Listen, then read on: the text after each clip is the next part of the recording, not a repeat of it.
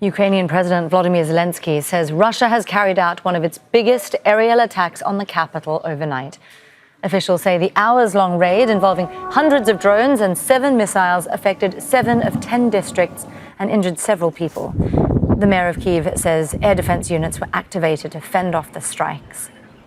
Russian drone strikes also targeted the port city of Odesa, hitting a maternity hospital and residential buildings there. At least 2 people were killed. Meanwhile, Russian officials say a barrage of Ukrainian drones forced the suspension of flights from airports in Moscow and St Petersburg. Charles Stratford has the latest for us from Chernihiv in northern Ukraine.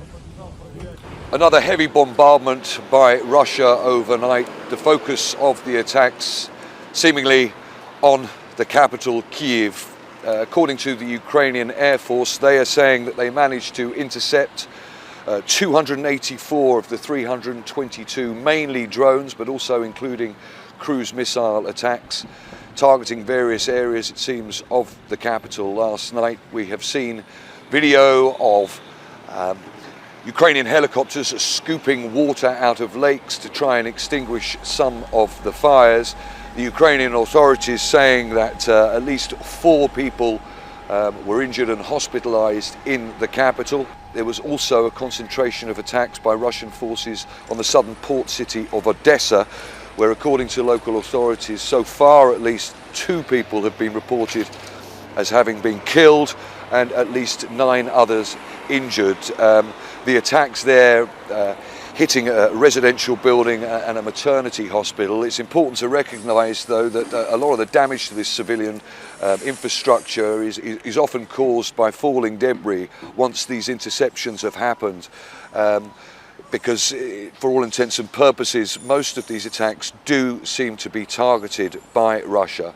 It's an indication, yet again, of an increase in attacks by both sides, because of course Ukraine now continues, indeed increases, to attack targets deep inside Russia, most notably that huge attack involving 117 drones a couple of weeks ago, striking air bases that, according to Ukraine, took out dozens of Russian bombers.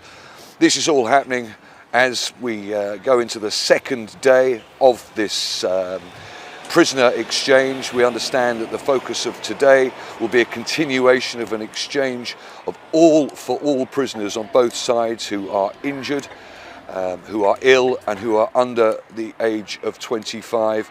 But as the President of Ukraine, Volodymr Zelenskyy, says, each day involves continuing negotiations, because we've seen how difficult it is to basically get this implemented.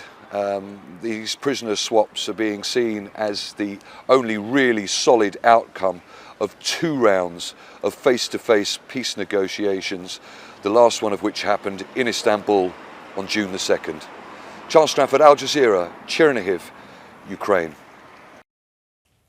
Make sure to subscribe to our channel to get the latest news from Al Jazeera.